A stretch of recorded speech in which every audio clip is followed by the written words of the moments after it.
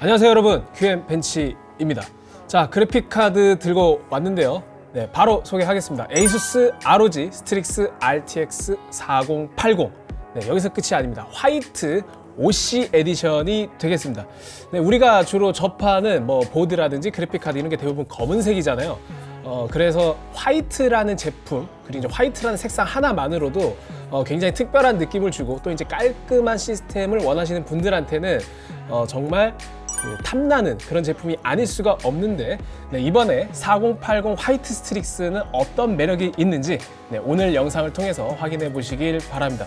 네, 일단 바로 패키지 볼게요. 정말 예쁩니다. 일단 패키지도 제품 콘셉트하고 똑같이 화이트로 이렇게 치장을 했습니다. 화이트랑 은색이 조화된 그런 디자인을 가지고 있고, 이 전면에 이번에 40 시리즈에서 보여줬던 그 스트릭스 디자인 있잖아요. 그 파란색과 빨간색, 원색 느낌이 너무 강렬해서 좀 호불호를 많이 타기도 했는데, 그 화이트 제품은 그런 원색을 모두 제거했습니다. 그래서 화이트 바탕에 은색 포인트 컬러로 치장해가지고 굉장히 깔끔한 느낌이거든요. 저는 훨씬 더 화이트 제품이 취향에 맞는 것 같아요.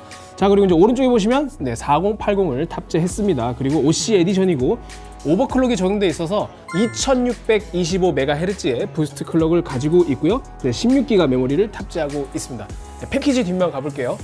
네, 뒷면이고요. 네, 디자인은 이렇게 생겼답니다. 이 화이트에다가 이제 RGB LED가 이 LED 색상도 약간 파스텔 톤으로 영롱하게 들어오다 보니까 상당히 좀 예쁜 그런 모습이 느껴지는데, 개인적으로 실물을 장착했을 때 실제로 LED 켰을 때의 느낌도 상당했거든요. 그 부분은 잠시 뒤에 보여드리도록 할게요. 자, 그다음 쿨링 솔루션. 스트릭스 제품은 굉장히 거대합니다. 길이만 해도 36cm에 이르기 때문에 굉장히 거대하고, 그래픽카드 크기가 크다는 거는 결국 히트싱크가 거대하다는 거고, 그만큼 많은 열을 흡수할 수 있다는 뜻이겠죠.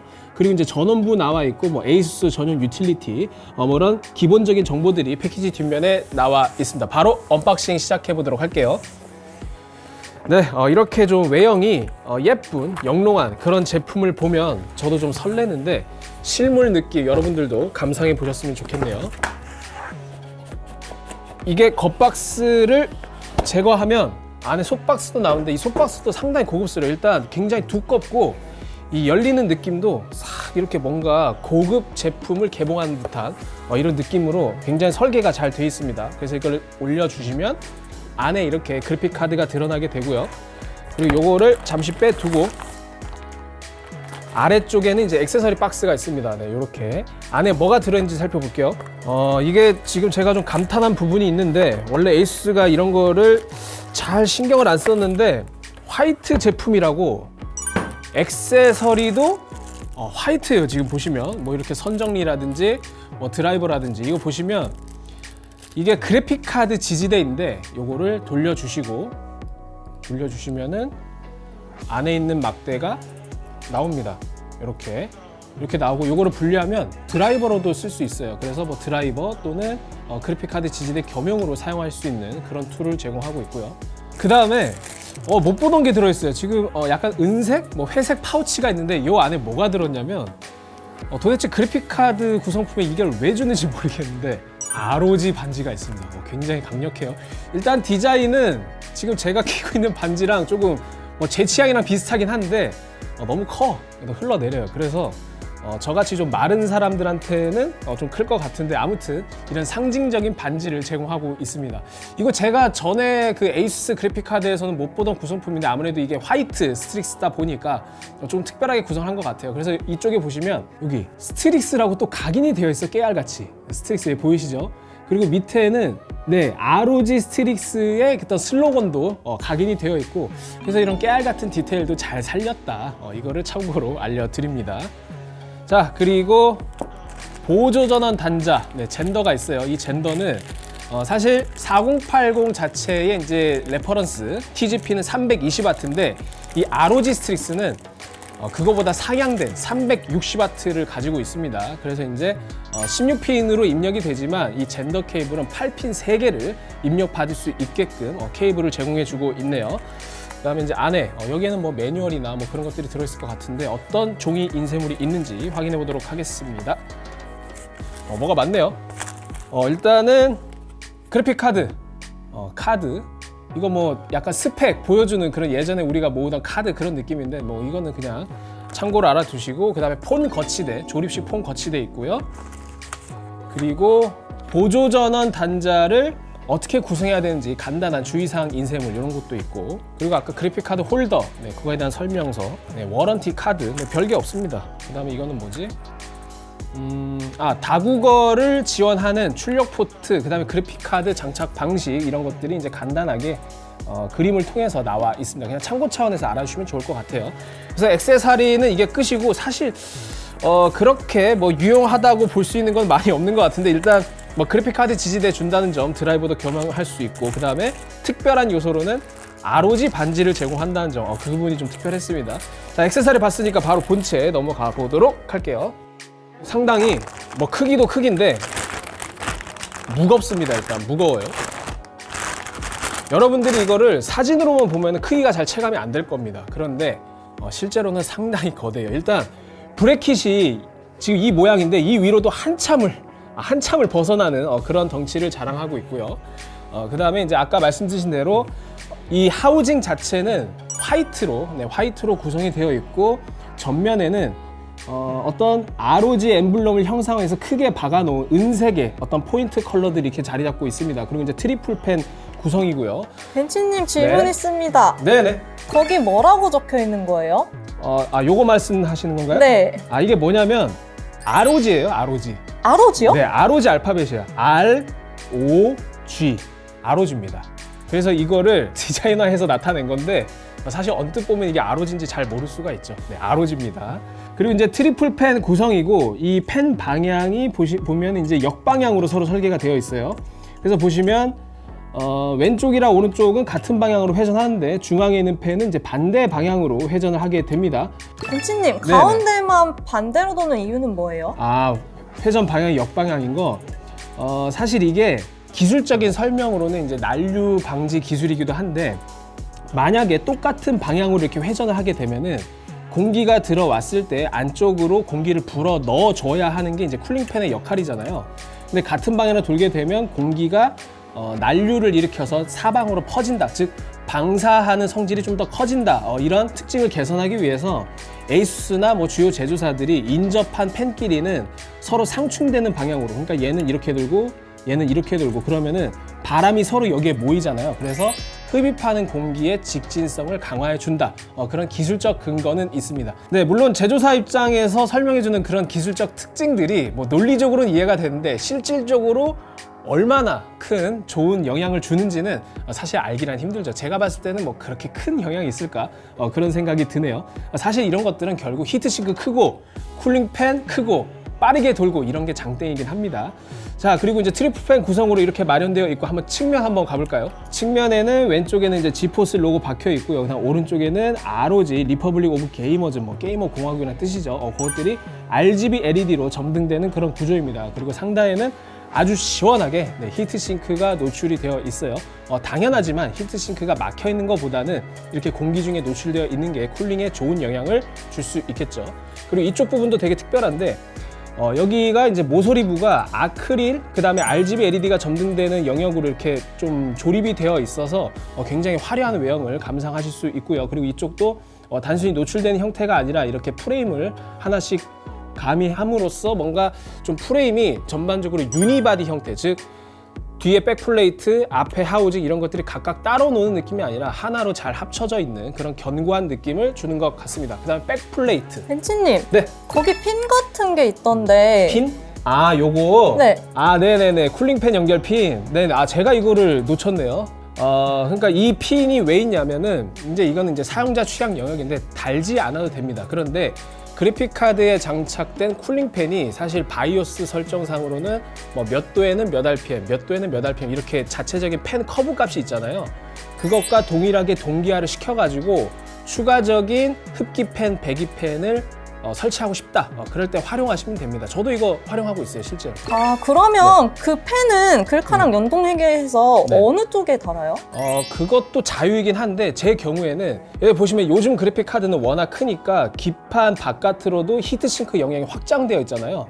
그리고 확장되어 있고 여기는 좀 공기가 드나들 수 있도록 뚫려 있고, 그래서 이 부분을 저는 쿨링팬을 배기 형태로 좀 올려둡니다. 그러면은 뜨거운 공기가 훨씬 더 잘 배출이 돼서 실제로 GPU 온도가 낮아져요. 그래서 뭐 그렇게 활용하셔도 되고, 아니면은 이제 쿨링팬 핀 헤더가 2개니까 뭐 흡기를 보강하셔도 되고, 그거는 여러분의 자유입니다. 자, 일단 백플레이트도 마찬가지로 아까 이제 브로리님께서 질문해주신 이 ROG가 또 여기에 각인이 되어 있네요. 이게 ROG예요. 근데 사실 처음 보면은 좀 구분이 안 되긴 하네요. 근데 이렇게 보니까 잘 보이죠? ROG. 이렇게 ROG. 오른쪽에는 ROG 엠블럼이 크게 자리 잡고 있네요. 근데 제가 봤을 땐 이 멋을 부리느라고 너무 공기가 드나들 수 있는 통로 자체가 좀 협소한 느낌입니다. 그래서 이 통로가 협소하면 협소할수록 이 압력 때문에 사실 배기에는 안 좋은 영향을 주거든요. 그래서 이거는 공기 역학적인 측면에서 조금 아쉬운 설계다, 그런 개인적인 소회를 밝히고요. 그 다음에 이제 제가 보다 보니까 굉장히 마음에 드는 요소를 또 발견했습니다. 뭐냐면 지금 그 PCI랑 접촉하는 이런 골드핑거 부분의 덮개라든지 그 다음에 이제 쿨링팬의 케이블 마감, 그 다음에 출력 포트 덮개, 이런 것들이 모두 화이트로 설계가 돼 있다는 거. 사실 이런 것들은 제조사 입장에서 소홀하게 좀 접근한다면은 신경을 안 쓸 수도 있는 부분인데, 그만큼 화이트 감성을 좋아하시는 분들한테 굉장히 깨알 같은 디테일 그리고 완성도를 보장해주는 장치가 아닐까, 그렇게 생각이 드네요. 자, 마지막으로 출력 포트 봅시다. 네, 출력 포트는 덮개를 다 제거해 보면 일반적인 구성으로 지금 보여지는데, DP가 일단 3개고요. 네, HDMI는 2개가 되겠습니다. 아시겠지만 이제 지포스 같은 경우는 아직까지 이제 DP 버전이 1.4에 머무르고 있고, HDMI는 2.1, 네, 최신 버전을 지원하고 있습니다. 그래도 HDMI를 2.1 포트 하나만 지원하는 그래픽카드가 상당히 많은데, 이 스트릭스 제품은 2개를 지원함으로써 HDMI 포트, 즉 뭐 TV라든지 아니면 뭐 사운드바, 오디오 시스템 이런 거를 같이 연동해서 사용하시는 분들한테는 상당한 이점으로 작용할 것 같네요. 네, 전반적으로 모든 이제 디자인에 대해서 살펴봤고, 사실 굉장히 거대하다고 말씀드렸는데 길이만 해도 36cm고 두께는 3.5슬롯입니다. 그래서 여러분들 만약에 스트릭스를 고려하고 계신다면 본체, 케이스, 호환성 그런 거 반드시 확인을 해 주셔야 될 것 같아요. 그리고 제가 하나 빼먹은 게 있는데요. 여기 보시면 백플레이트 상에 P모드와 Q모드가 있는데, 여기 보시면 안쪽에 스위치가 있어요. 그래서 바이오스 전환 스위치를 통해서 여러분들이 퍼포먼스 모드 또는 Q모드, 즉 저소음 모드를 전환하실 수가 있습니다. 기존에는 예전에 에이수스가 P모드, Q모드 간의 이제 성능 차이가 그렇게 크지 않았는데, 이번에 40 시리즈 P모드, Q모드는 실질적인 전력 제한 레벨도 다르고 부스트 클럭도 좀 차이가 나서 아무래도 성능 차이가 기존보다는 조금 더 차별성을 확보했다, 그렇게 이해해 주시면 되겠습니다. 벤치님은 네. 저소음 모드를 좋아하세요? 아니면 성능 모드를 더 좋아하세요? 이거는 한 번에 정의하기 힘든 게, 제가 이제 예전에는 좀 어렸을 때는 무조건 고성능 모드를 좋아했어요. 무조건 고성능 모드, 오버클럭을 좋아했는데, 네, 최근에는 저소음 모드를 훨씬 좋아합니다. 네, 저소음 모드나 언더볼팅 모드. 왜냐면 여러분들 아시겠지만 이 저소음 모드나 고성능 모드나 실질적인 성능 차이가 그렇게 크지 않아요. 그냥 기분 차이야. 체감 차이 느끼지도 못해. 그런데 그에 반해서 소음은 훨씬 더 체감적인 영역을 크게 작용하기 때문에 개인적인 취향은 저소음 모드를 더 좋아합니다. 네, 일단은 이제 외형을 살펴봤으니까, 그렇다면 이제 실제로 시스템에 장착했을 때는 이 그래픽 카드가 어떤 모습을 보여주는지 한번 확인해 보도록 하겠습니다. 네, 완전한 완벽한 그런 화이트 시스템은 아니지만, 이제 저희가 이제 간단하게 화이트보드, 화이트 메모리에 화이트 스트릭스를 한번 장착을 해 봤는데요. 여러분들이 상상하기 편하시라고 이런 LED 연출이나 그런 걸 감상해 보시면 좋을 것 같아요. 일단 LED가 화려한 편은 아니에요. 막 그 경쟁사 기가바이트 제품처럼 어마어마하게 화려한 건 아닌데, 여기 보시면 측면에 ROG 로고에 RGB LED가 점등되고, 그 다음에 포인트가 있습니다. 이 포인트가 바로 이 모서리 부분, 이 모서리 부분을 둘러싸고 있는 아크릴 표면에서 RGB LED가 이렇게 나오는데, 안에 이런 디자인이, 디테일들이 살아 있어 가지고 저는 개인적으로 굉장히 고급스럽고 깔끔한 느낌의 어떤 앰비언트 라이트 느낌으로 굉장히 마음에 드는 것 같아요.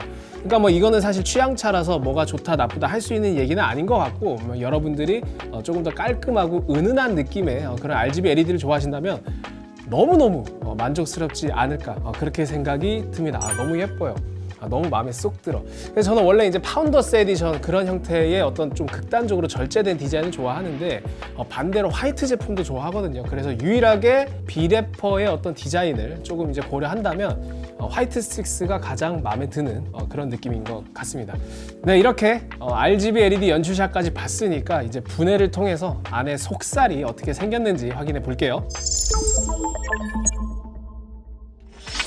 자, 분해를 완료했습니다. 일단 크게 세 가지 파츠로 나눌 수가 있는데, 먼저 백플레이트입니다. 백플레이트 안쪽에는 어차피 이제 GPU 후면 쪽은 뚫려 있기 때문에 아무것도 없고, 양 옆에 이제 전원부 위치 그대로 열이 많이 나니까 이제 PCB 뒤쪽에서도 어느 정도 열을 흡수해 주겠다, 이런 썰 패드가 좀 마련되어 있네요. 그리고 이쪽은 아까 말씀드린 대로 히트싱크가 그대로 공기가 드나들 수 있도록 뚫려 있는 형태입니다.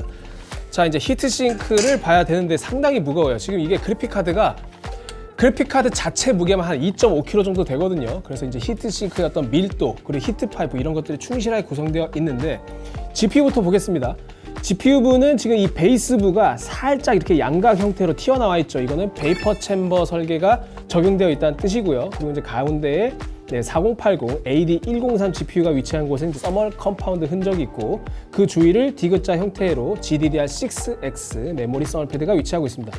그리고 양옆에 길게 이렇게 배치된 서멀 패드는 이제 전원부 모스펫과 접촉하는 부위인데, 조금 서운한 게 있어요. 뭐냐면 모스펫은 서멀 패드를 마련해 줬는데 초크는 안 덮어줘. 초크는 안 덮어줘요. 이 초크가 뭘 말씀드리는 거냐면, 여기 기판 보시면 이쪽 양쪽으로 이렇게 일자로 배치된 게 전원부인데, 지금 보시면 이 조그만 IC 소자가 이제 모스펫이고, 왼쪽에 있는 게 이게 바로 초크입니다. 이게 뭐라고 써져 있어요? SAP. 이 에이수스가 자랑하는 슈퍼 알로이 초크라는 상품명인데, 이 초크에는 썰 패드가 마련되어 있지 않습니다. 에이수스가 항상 그랬냐? 그렇지도 않아요.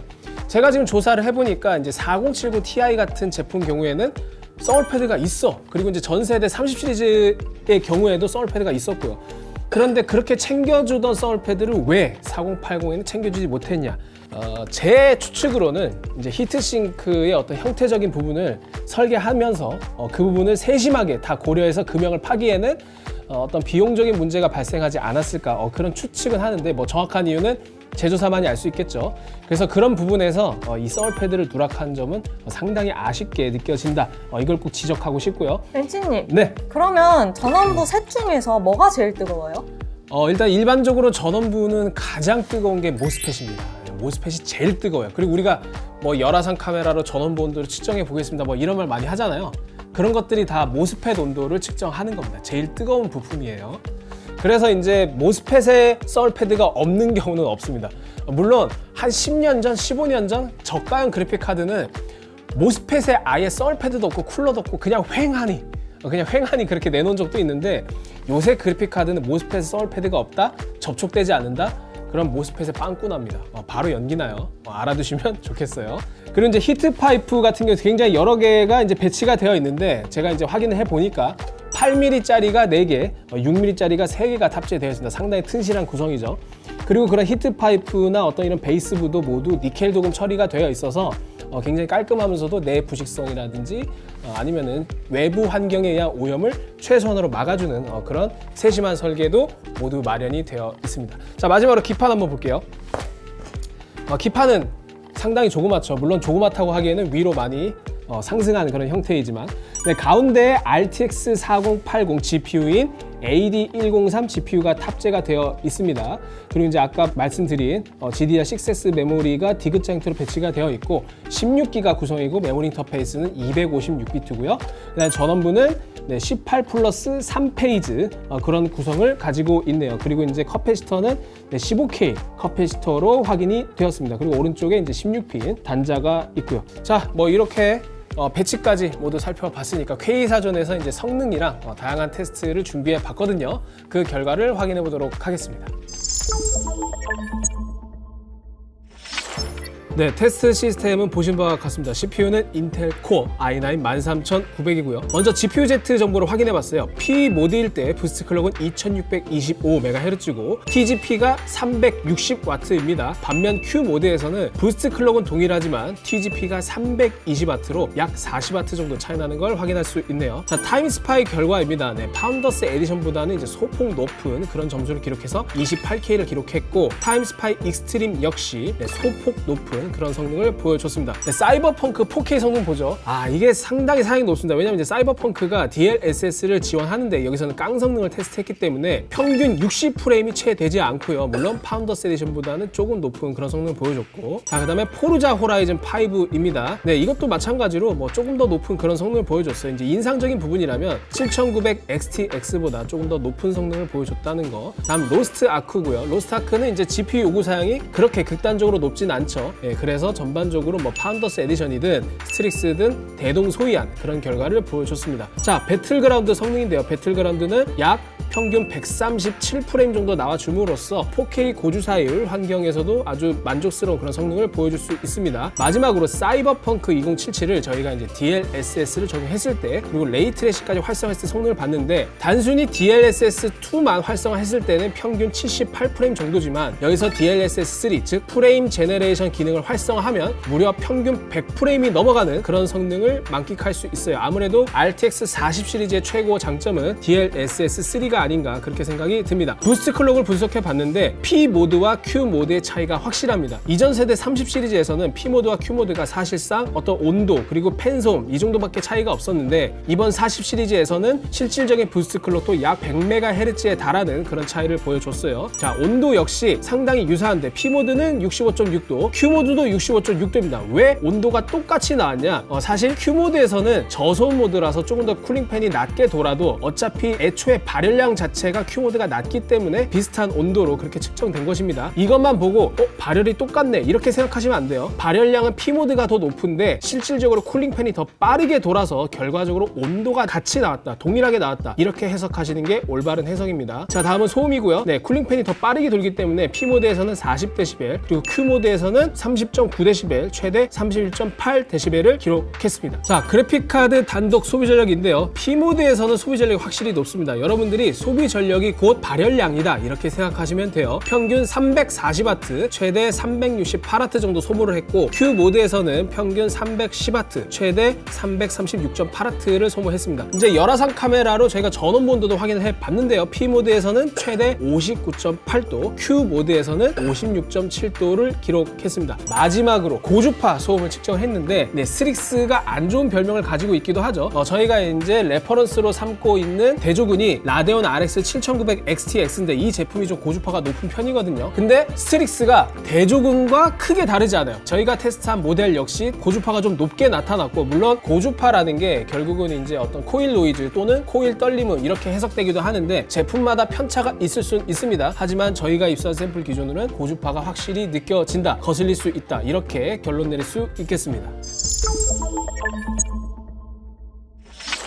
네, 지금 스트릭스 RTX 4080 화이트를 장착을 해서 부팅을 완료했는데요. 네, 그래픽카드를 좋아하시는 분들한테는 이제 사실상 애인과 마찬가지인 GPU-Z를 좀 실행해 봤습니다. 네, RTX 4080이라고 잘 나와주고 있죠. 그리고 이제 AD103 GPU고, 버스 인터페이스, 요거 이제 초보자분들 잘 모르시는 분들이 계신데, 이게 16배, 즉 16레인을 풀로 사용하는지 항상 확인해 주시는 게 좋아요. 만약에 이게 16이 아니라 뭐 X8이다, X4다 이렇게 나오면 여러분들이 제 성능을 누리실 수가 없습니다. 그럴 때는 이제 M.2 SSD가 PCI 레인을 공유하는 형태의 슬롯에 장착되어 있지는 않은지, 아니면 그래픽카드 장착 자체가 좀 불량하진 않은지 그런 걸 좀 점검해 보시면 좋고요. 그리고 이제 부스트 클럭은 네, 2625MHz로 이제 레퍼런스는 이제 2505MHz 정도 되는데, 네, 팩토리 오버클럭이 적용되어 있습니다. 그리고 이제 어드밴스드 탭으로 이동해서 바이오스, 엔비디아 바이오스를 선택해서 지금 이 화스의 세팅이 어떻게 되는지 알아볼 텐데요. 먼저 전력 레벨의 기본값이 360W고 최대 420W까지 해제할 수가 있어요. 네, 상당히 폭이 넓죠. 그리고 이제 이것도 마찬가지로 이제 레퍼런스, 즉 파운더스 에디션은 이제 320W가 기본인데, 네, 화이트 스트릭스는 이제 아무래도 조금 고급형 비래퍼이다 보니까 그건 역시 상향 조절해서 조금 더 높은 성능, 조금 더 높은 전압, 조금 더 높은 클럭을 지향할 수 있게끔 설계가 되어 있습니다. 자, GPU-Z 살펴봤으니까 이제 이 상태에서 기본 상태에서 전력 레벨이라든지 온도 그런 것들이 어떻게 나타나는지 3D마크 포트 로열을 통해서 확인해 보도록 할게요. 포트 로열을 실행해서 일단 여러분들 잘 아시겠지만 포트 로열은 DirectX 12 플러스 DXR이라는 성능을 테스트하는 건데 여기서 DXR이 뭐냐? DirectX Ray Tracing이라는 뜻입니다. 뭐 마이크로소프트가 만든 어떤 규약 같은 거예요. API라고 하는데 그래서 이 테스트를 통해서 레이 트레이싱이 접목된 게임에서 어느 정도 성능을 보여줄지 그런 거를 척도로 삼는 그런 툴이라고 생각하시면 되고 지금 이제 로딩이 끝나면 바로 렌더링이 시작될 텐데 여기서 GPU 온도, 그 다음에 이제 소비 전력, 그 다음에 쿨링팬 RPM 이런 것들을 같이 한번 확인해 보면서 이야기 나눠보도록 하겠습니다. 자, 렌더링이 시작됐습니다. 일단 초기에는 이제 팬 RPM이 서서히 올라가죠. 지금 초기에는 60도가 넘어가는데 초기에 이제 제로팬 상태였기 때문에 갑자기 온도가 높아진 거고 쿨링팬이 돌아가면서 이 GPU 온도는 조금 낮아질 수 있습니다. 그리고 이제 소비 전력 같은 경우는 이제 300W를 좀 넘는 수준이네요. 물론 바이오스 상으로는 360W로 되어 있긴 하나 이렇게 렌더링 구간마다 GPU 부하 정도가 조금씩 다르기 때문에 뭐 200 후반이 나타날 수도 있고 300 초반이 나타날 수도 있습니다. 하지만 360W를 초과하기 힘들겠죠. 그리고 이제 특이한 거는 고급형 비래퍼라서 보시면 로드시 전압이 1.075V로 확인이 됐어요. 이제 일반적으로 기본형 제품 같은 경우에는 뭐 1.05V 뭐 이 정도 전압이 인가되기도 하는데 조금 더 높은 클럭을 달성하기 위해서 높은 전압이 가해지는 것으로 저는 이해를 했고 이때 부스트 클럭은 약 2760MHz 정도를 보여주고 있습니다. 그래서 이제 스펙상 2625MHz라고 하더라도 실제로 게임을 구동했을 때는 그거보다 높은 부스트 클럭이 나타날 수 있고요. 그리고 그 부스트 클럭 수치는 게임 타이틀 또는 테스트하는 어떤 프로그램의 특성에 따라서 조금씩 달라질 수 있다는 점 기억해 주시면 좋을 것 같습니다. 벤치님, 네. 지금 혹시 네네. 콰이어트 모드인가요? 퍼포먼스 모드인가요? 지금은 퍼포먼스 모드입니다. 콰이어트 모드 같은 경우에는 그 TGP 레벨, 즉 전력 제한 레벨이 320W거든요. 근데 제가 아까 GPU-Z로 보여드린 것처럼 360W, 즉 퍼포먼스 모드입니다. P모드. 그래서 이제 온도가 초반에 60도를 확 치고 올라갈 것처럼 하더니 지금 이제 팬 RPM이 조금씩 돌면서 60도 초반에서 꾸준히 마크하고 있는 모습이네요. 소비 전력은 이제 300W를 조금 넘는 그런 수준이었고. 자, 점수 한번 볼까요? 17741점. 제가 확인한 점수로는 이제 파운더스 에디션이 이제 17.5K 정도 나왔는데 그거보다는 좀 소폭 높은 그런 점수를 보여줬습니다. 여기서 끝나면 안 되겠죠. 바로 며칠 전에 4070 Ti 언더볼팅을 이제 소개해드린 적이 있는데 거기 댓글을 보니까 4080 언더볼팅도 좀 소개해달라 이런 말씀들이 있으셔서 4080도 한번 언더볼팅을 실행해 보도록 하겠습니다. 일단 애프터버너를 실행해 주시고요. 애프터버너가 아주 편리한 툴입니다. 그 다음에 가장 먼저 해야 될 게 여기 보시면 코어 클럭을 조절하는 부분이 있어요. 이 코어 클럭을 낮춰줍니다. 사실 저는 이 코어 클럭을 낮추는 것을 맥스 값으로 그냥 마이너스 500 정도 넣어 버리는데 이거는 이제 보다 높은 안정성을 추구하시는 분들은 이것을 살짝만 주고 좀 더 커브 에디터에서 세부적으로 조절하시는 분들이 있어요. 근데 지금 막 언더볼팅을 처음 배우신 분들한테는 제가 무슨 말을 하는지 모르실 수가 있는데 일단은 코어 클럭을 낮춰라, 이게 포인트입니다. 이렇게 낮춰주시고 이 상태에서 컨트롤 F를 누르거나 아니면 여기 커브 에디터를 눌러주시면 이런 그래프를 확인할 수가 있게 됩니다. 이 그래프가 뭐냐? X축은 GPU 전압이고요. Y축은 부스트 클럭입니다. 그래서 이걸 해석하는 방법이 뭐냐? 지금 이 그래픽 카드가 전압이 700mV일 때는 약 1000MHz로 작동한다는 뜻이고 900mV일 때는 약 1700MHz로 부스트 클럭이 올라간다, 이런 뜻입니다. 그래서 이 곡선을 우리가 조작함으로써 원하는 클럭을 얻을 수 있게 되는 것이죠. 그래서 제가 아까 초반에 포트로이를 그냥 구동했을 때 약 전압이 1.075V에서 2760MHz가 나왔잖아요. 그것을 확인할 수 있는 방법이 현재 세팅을 다시 원상태로 되돌려 주시고 커브 에디터를 실행하면은 자, 아까 X축이 제가 전압이라고 했잖아요. 이 전압이 1.075, 1075가 아까 저희가 구동하면서 확인했던 전압입니다. 이 전압의 Y축을 살펴보면 2790MHz입니다. 그러니까 아까 모니터링으로 확인했을 때 2760이었잖아요. 그래서 바이오스상 설정된 클럭은 2790인데 프로그램에 따라서 조금씩 15MHz 또는 45MHz 이렇게 유동폭을 가질 수 있습니다. 그래서 언더볼팅이라는 거는 결국 우리가 로드를 걸었을 때 GPU 전압을 낮춰주고 그 다음에 낮춰준 GPU 전압에서 조금 더 높은 클럭을 달성할 수 있게끔 클럭을 찾아가는 과정이다, 이렇게 이해하시면 되겠어요. 자, 일단 이 곡선상으로 지금 보시면 최대 1250mV까지 커브 에디터 상으로 데이터가 나타나 있긴 한데 뭐 일반적인 환경에서는 이 정도 전압을 볼 수가 없습니다. 왜냐하면 아까 보셨겠지만 GPU에 1.075라는 전압이 걸렸는데 300W가 넘었잖아요. 근데 만약에 1.2V가 넘는 전압을 인가한다? 그러면은 뭐 소비율 뭐 500, 600 이렇게 될 겁니다. 그래서 그런 것들은 현실적으로 구경하기가 어렵고, 그래서 이 전체적인 커브 값을 일단 낮춰주는 작업부터 진행을 해볼게요. 자, 이거를 아까 제가 말씀드린 것처럼 마이너스 500을 줘서 낮춰주고 컨트롤 F를 누르고 그 다음에 타깃 전압을 먼저 설정을 해야 돼요. 제가 일단 사전에 확인을 해보니까 이 스트릭스 같은 경우에는 925mV까지 낮출 수가 있었습니다. 그래서 여러분들이 이제 4080 모델마다 조금씩 다르겠지만 통상적으로 875mV에서 925mV 사이로 언더볼팅 최저값을 찾을 수 있을 거예요. 자, 920mV에서 클럭을 확인해 보니까 1890MHz죠. 여기서 목표 클럭을 2655까지 올리겠습니다. 이거는 제가 사전에 확인을 한 클럭 값이에요. 자, 요거를 점을 찍어서 쭉 올려줍니다. 2655까지. 자, 올려주시고 세부적인 조절이 필요로 할 때는 이렇게 화살표 키를 이용해서 2655에 맞추시고 엔터를 눌러주시고 그 다음에 애프터버너에서 적용 버튼을 눌러주시면 이 커브 값이 재정렬이 됩니다.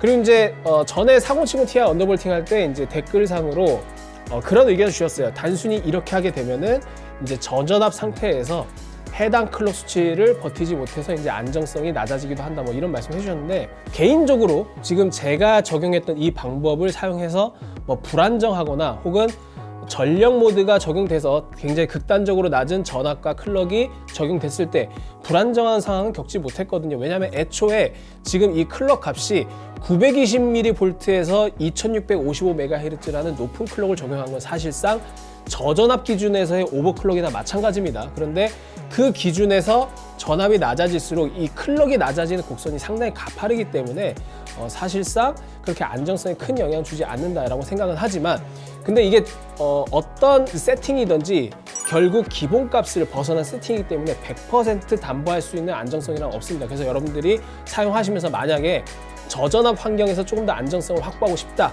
그렇다고 한다면 현재 이 가파른 구간의 곡선들을 조금 더 낮춰주시는 게 좋겠죠. 자, 그래서 이렇게 적용을 하게 되면 925mV에서 2655MHz를 달성하는 거기 때문에 사실상 우리가 고사양 게임을 하건 꾸준히 925mV의 전압을 유지한다는 뜻과 일맥상통하기 때문에 나머지 구간에 대해서는 상관하지 않으셔도 좋습니다. 자, 이렇게 커브 에디터를 수정하고 저장을 해야 되는데, 여기 보시면 이제 프리셋이 5개가 있죠. 여러분들이 원하시는 슬롯에 저장을 하시면 되고, 그리고 이제 메모리 클럭 같은 경우에도 제가 지금 화이트 스트릭스를 테스트했을 때는 1500MHz까지 안정적인 작동이 가능했고요. 실질적으로 에러가 나타나는 거는 이제 1700MHz를 넘어서면 이제 에러가 나타나는데 어느 정도 안정성을 확보하기 위해서 제가 1500을 넣은 거고, 이 메모리 오버클럭은 역시 똑같은 4080이라 하더라도 샘플 제품마다 모두 다를 수 있습니다. 하지만 일반적으로 1000MHz 이상은 무난하게 들어간다, 이렇게 이해해 주시면 될 것 같아요. 자, 이렇게 언더볼팅을 적용했을 때 포트로열 성능이 어떻게 되는지 지금 제가 실행을 해 봤는데요.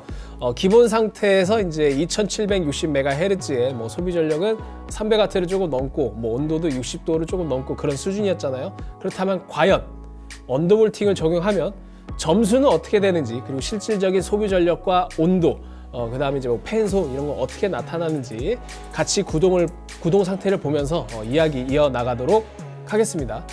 자, 이제 로딩이 막 끝났는데 일단 저는 가장 먼저 기대되는 게 소비 전력입니다. 소비 전력. 소비 전력이 확실히 낮아졌죠. 지금 초반에 약 230W 정도 찍고 시작하는데, 물론 구간에 따라서 조금씩 유동폭은 있을 겁니다. 대략 210W에서 250W 사이를 왔다 갔다 하지 않을까 뭐 그렇게 예상은 드네요. 네, 일단 팬 RPM도 약 1000rpm 정도 전후로 이렇게 나타나고 있고 GPU 온도도 55도에서 56도 이렇게 나타나고 있습니다. 그리고 부스트 클럭은 저희가 정확히 커브 에디터를 통해서 적용을 했기 때문에 정확하게 2655MHz를 마크하고 있네요. 이렇게 해도 성능 차이는 그렇게 크게 나타나지 않을 거기 때문에 뭔가 효율을 중요시하는 분들한테는 언더볼팅이 상당히 매력적일 수 있습니다. 그런데 사실 뭐 비싼 그래픽 카드 사서 왜 기본 성능보다 낮게 쓰냐? 나는 무조건 좋은 성능을 추구한다. 그런 분들한테는 뭔가 이제 오버클럭이라든지 아니면 기본 상태에서 쓰시는 게 더 좋겠죠. 물론 언더볼팅을 통해서 기본 성능하고 큰 차이가 없더라도 어쨌든 기본 성능보다 낮아질 가능성은 존재하니까요. 왜냐하면 이제 메모리 클럭의 변수가 있기 때문에. 자, 지금 이제 렌더링이 이제 후반부로 접어들고 있는데 확실히 온도와 소비 전력은 확연히 낮아진 게 맞는 것 같습니다.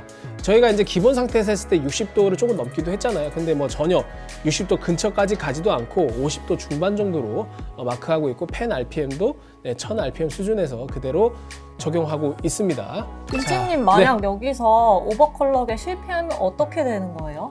나타나는 증상들이 있나요? 네네, 두 가지로 나눠야 될 것 같은데 만약에 메모리 오버가 실패했다 그러면은 화면이 반짝거린다거나 혹은 바둑판 형식의 뭐 그래픽 깨짐이 있어요. 근데 코어 클럭이 실패하면 이제 프리징이 되거나 아니면 튕기거나 뭐 이런 형태로 보통 나타나고 있습니다.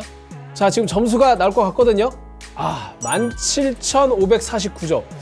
아까 보셨겠지만 기본 상태에서 17,700점이었거든요. 근데 그것과 비교해서 한 200점 정도밖에 차이가 안 나는 거기 때문에 성능은 뭐 거의 이 정도면 대동소이하다. 이렇게 해도 상관없지 않겠습니까? 그래서 언더볼팅을 통해서 이렇게 성능은 최대한 유지하면서도 소비 전력과 온도는 많이 낮출 수 있다. 그리고 그러한 특성이 화이트 스트릭스에도 여전히 유효하다. 이런 점을 알 수 있었습니다. 네, 지금까지 ROG 스트릭스 RTX 4080 화이트 OC 제품에 대해서 살펴봤는데 이제 방금 제가 말씀드렸던 언더볼팅에 대해서 한 가지 더 말씀드리면 이제 그런 내용들을 문의하신 분들이 많았어요. 왜 똑같이 적용했는데 제 건 에러가 나나요? 혹은 뭐 잘 되시는 분들도 있고. 그게 왜 그러냐면 모든 제품은 특성이 다 다릅니다. 그래서 여러분들이 제가 보여드린 혹은 제가 적용한 수치는 참고로 알아두시고 그 수치에서 조금 더 높여주거나 조금 더 낮춰주거나 이 과정을 찾아서 본인한테 맞는 수치를 적용하시는 게 좋을 것 같고요. 그리고 이제 여전히 뭐 4080이 됐든 4070 또는 뭐 4090 모두 어떤 언더볼팅의 효율성에 있어서는 확실히 훌륭하다 이렇게 말씀드릴 수 있을 것 같아요. 특히 이제 이번 RTX 40 시리즈의 에이다 러브레이스 같은 경우에는 기본적인 소비 전력이 표기 소비 전력보다 조금 더 낮게 나타나는 그런 특성도 있었고, 물론 이제 공정발도 있을 겁니다. 그리고 이제 30 시리즈 대비해서 확실히 아키텍처 효율이 좋아진 건 분명하기 때문에 여러분들이 이제 효율에 관심이 있으신 분들은 조금 더 재밌게 사용하실 수 있을 것 같아요. 그리고 이제 제품 자체로 좀 접근해서 말씀드리면은 에이수스가 이제 화이트 제품을 예전부터 많이 생산해 오긴 했습니다. 뭐 보드로 치면은 뭐 TUF 제품도 화이트 제품이 있었고, 그다음에 제가 얼마 전에 말씀드렸던 뭐 에이펙스 제품도 화이트 제품이었죠. 근데 제가 그런 제품들을 리뷰하면서 조금 불만이었던 것이 화이트가 단순히 눈에 잘 보이는 기판이나 히트싱크 이런 것만 화이트로 바꾸고 나머지 패키지라든지 액세서리라든지 아니면 조그만 파츠들 이런 것들은 그냥 기존 제품을 재활용하고 재탕하는 그런 무성의함을 보여줬는데, 이번 ROG 스트릭스 화이트는 그런 요소가 없었습니다. 상당히 디테일하게 설계가 됐고 출력 포트라든지 골드핑거 덮개까지 화이트로 설계하고 심지어 액세서리의 그래픽카드 지지대까지 똑같은 도색 색상을 보이는 그런 치밀함을 보여줬기 때문에 이 정도 완성도면 확실히 에이수스가 만들면 좀 다르구나 그런 평가는 내릴 수 있을 것 같아요. 하지만 이제 단점도 있습니다. 이제 너무 커. 그래픽 카드가 36cm예요. 36cm고 그 다음에 두께도 3.5슬롯에 이르기 때문에 확실히 이제 케이스 호환성에 있어서는 요새는 무조건 크고 좋고 뭐 이런 것들보다는 이제 개개인별로 공간을 효율적으로 활용하고 싶어 하시는 분들도 많기 때문에 아무래도 제한 사항이 있을 수밖에 없을 것 같고요. 그리고 이제 이러한 완성도나 디테일은 분명히 뛰어나지만 가성비에 있어서는 스트릭스 제품이 비싼 건 맞습니다. 그래서 이 돈이면 조금 더 돈을 보태서 4090 하급으로 가는 게 낫지 않나? 이런 갈등을 하시는 분도 분명히 계실 것 같아서 그런 부분이 좀 제한사항이긴 한데 현 시점에서 어쨌든 화이트 컨셉으로 좀 좋은 완성도의 그래픽카드를 원하시는 분들한테는 확실히 좀 매력적인 선택지가 되지 않을까 그런 생각은 변함이 없는 것 같습니다. 네, 이상 QM 벤치였고요. 다음에 또 재밌는 콘텐츠로 찾아오도록 하겠습니다. 여러분 안녕!